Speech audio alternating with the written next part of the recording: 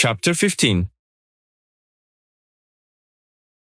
I was free from the office, but not free from being spotted by either the organization or the police. If the cops saw me, someone would recognize me and assume I was playing for the wrong team, treating me like a criminal. On the other hand, if the org saw me out here, they'd think I was a coward and probably retaliate. Either outcome could be fatal. Sticking around wasn't an option. I had to get moving. The tunnel deposited me in an alleyway. All the commotion was around the corner. The cops weren't here yet, but they would be soon. I took off, running away from the sirens. I wanted to be free of this gang, this organization, this whatever. But I still needed to solve Olivia's murder. And the more I tried to run away from it all, the more I realized I needed to know how it would play out. I could figure out how to work my way back into the org's good graces later. I came to a main street. I wasn't really familiar with this part of town. The buildings were only a few stories tall and closely packed together. The sidewalks were covered with people, the lunch rush crowd. I slipped into the flow. I could have got out my phone for directions, but I wanted to stay eyes up, head on a swivel. I looked up at the buildings to gauge the sun and shadows to figure out which direction I was heading when I saw it. A flash of red on a rooftop. I ignored it, figuring it was just someone out for a smoke, and kept walking with the crowd. There were no close alleys, so I continued to walk straight, keeping pace with the flow of people. Since I was short, I wouldn't be easily seen by anybody looking for me from the street. When I saw the flash of red a second time, I thought back to when Chai first appeared as a crow, hopping from tree to tree. But Chai was still occupying Klaus, and I didn't think he could do that when operating a body. At the next intersection, I turned right, not wanting to wait for the crossing light. A halal stand hissed at the curb, smoke curling into the crowd. The smell of grilled meat and spice hit, reminding me I hadn't eaten. I slipped past, weaving between queued-up office workers. A couple more blocks and I saw the red flash again. I turned another corner and started thinking of a new plan. Was someone following me from the rooftops? The buildings were crammed together, but that would still take quite a bit of agility to navigate. Underground would be my best option then, but I wasn't near a station. I hailed a yellow cab. I'd blend in with the anonymity of every cab on the street. I didn't want to go straight home though. If I was being followed, that would lead them right there, so I told the driver to head in the opposite direction. Running had drained me. The SWAT raid curtailed lunch and I hadn't even had a second cup of coffee yet. The driver dropped me at a cafe in Brooklyn he recommended. I ordered bagels and lox and a big mug of piping hot coffee. I pondered my next move, then it hit me how alone I was. When this began, Chai was soon in my head non-stop. When he went into Klaus, I was on my own again, but surrounded by gang/org members like Joseph, May, Finn, and Tony. I had to pause. I didn't really know Tony or even like the guy, but watching him get shot to death was going to stick with me. Drowning my sorrows in an unlimited refill coffee mug wasn't helping. I finished my bagel. The coffee wasn't helping, but it wasn't hurting either, so I got a refill and moved from the window bar to a leather chair in the corner. Without Chas to steady me, I was drifting. And what the hell is up with Finn? 1 minute my trainer, the next my torturer, the next my savior. Night started to fall on the city outside the cafe window. No one showed up to shoot me, so I figured it was safe to go home. It was completely dark by the time I arrived at my apartment. When I stepped inside, I immediately felt that something was wrong. It smelled like home. The scent of stale coffee still filling the air, but there was something else beneath it. The smell of blood lingered somewhere in my mind. I reminded myself that it was just a memory. My fingers hovered over the light switch. I didn't flip it. Instead, I let my eyes adjust to the darkness. My notebook still sat open on the coffee table, pen resting across the page. Nothing was out of place. And yet, as I stepped forward into my bedroom, my breath hitched. The image of Finn warning me about the raid flickered in my mind. Paranoia crept in, impossible to ignore. Had I been found out? Was I safe? Or had they just let me think I was? I turned round and ran.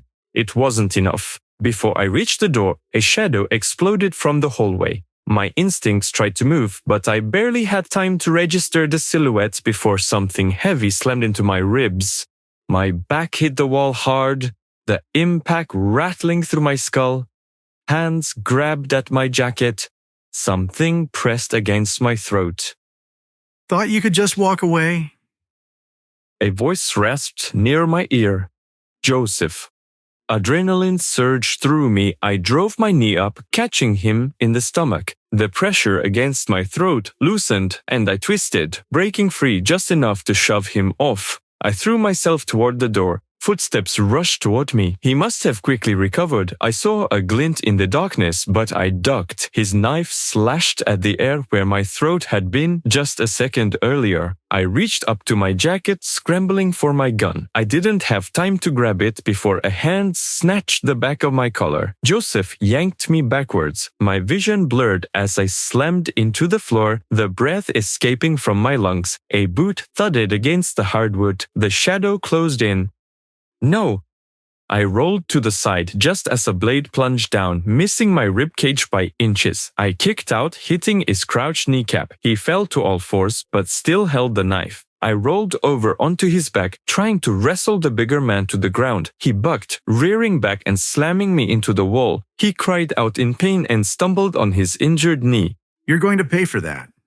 But my gun was out, aiming at his center mass. Stay there. You don't have the guts, Dimitri. He mocked. Bang, bang, bang. Someone was beating on the door. Joseph, unlock the door, you idiot. Of course, if Joseph was here, May would be nearby. She was the backup in case his quiet kill turned loud.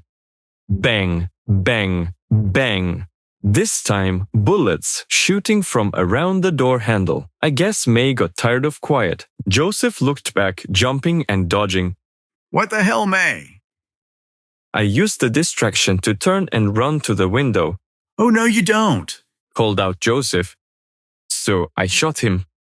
At least I tried to. I don't think I actually hit anything, but it bought me enough time to drop out of the window, nearly twisting my ankle again. I really needed to stop jumping out of this window. I ran, my boots pounding on the concrete as cold air slapped against my skin. Joseph stuck his head out the window and started firing, shattering car windshields, setting off alarms. I was out of his range, but I skidded to a stop, boots grinding on the sidewalk. Ahead, May came around the corner on a sleek red motorcycle.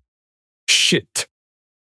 I forced myself to sprint. My lungs burned, my entire body ached. I tore through the maze of back streets, turning each corner desperately. She followed close, sliding to a stop to take the sharp turns. I ran down an alley. May slid in behind me with a screech. My legs wanted to move. Every cell screamed run, but my head was 2 steps behind. She raised her hands, each pointing a pistol. They both started spraying rounds. I ducked behind a dumpster, a stupid move since it's only sheet metal, but it was all I had. Bullets punched through. Thankfully, the trash inside caught most of them. She paused to reload. I took off, knocking over trash cans, boxes, whatever I could to slow her down. They didn't for long. The alleyway opened onto an empty street. I ran out, the growl of her engine behind me. A broken street lamp cast jagged shadows across the pavement. I inhaled, sharp and uneven. I had to keep going. Down the avenue came the sound of another motorcycle. Joseph, when did he get a bike? I ran straight down the middle, having nowhere left to hide. Then I saw it again, another hallucination, a flash of red on the rooftop ahead. But this time with a glint, the reflection of a scope catching the streetlight. I dove between the bumpers of 2 parked cars and landed just as I heard the report of the rifle. I was still thinking, so I wasn't dead, probably. Considering the bullet's supersonic speed, if I'd heard it, I would have already felt it. Instead, I heard a motorcycle sliding across the pavement, its rider tumbling behind it. Joseph, he was the sniper's target. May's bike burst from the alley and braked hard, back tires skidding in a cloud of smoke as it slid to a halt. Joseph's body and wrecked bike caught her eye. She revved, locked eyes with me, poking my head up over the car's trunk, then jammed the throttle. The rear tire squealed as it spun in place, throwing up a veil of dark smoke. I saw my death in slow motion. May's bike darting towards me, the Glock in her left hand firing rapidly, the car windows breaking around me. An eruption of sparks killed her engine, followed by another sharp crack. She hadn't moved. It was all in my head. She leapt off the bike, cursing. The sniper, my guardian angel, had fired again. Sirens wailed in the distance. I couldn't be seen here. It was time to leave. I didn't look back to see if May or Joseph survived. I figured I could lose all of them underground, so I ran, the city blurring around me. I reached the station and got on the first train out of there. Around an hour later, I was standing in front of a rundown motel on the outskirts of the city. I stepped inside, heaving from the chase. The lobby smelled like cigarette smoke and cheap disinfectant. Just run a marathon? The person behind the front desk scoffed over an intercom embedded in plexiglass. I didn't say anything. I just slid my cash through the slot. Room 26. He muttered, sliding me an actual key. I climbed the stairs slowly, muscles aching. It felt like my body was dragging me down as I went up. My hands were shaking as I locked my room door behind me. I collapsed onto the tiny bed, my eyes already closing. Images of figures in my apartment flashed into my mind's eye before fading away. I barely had time to process them before I passed out.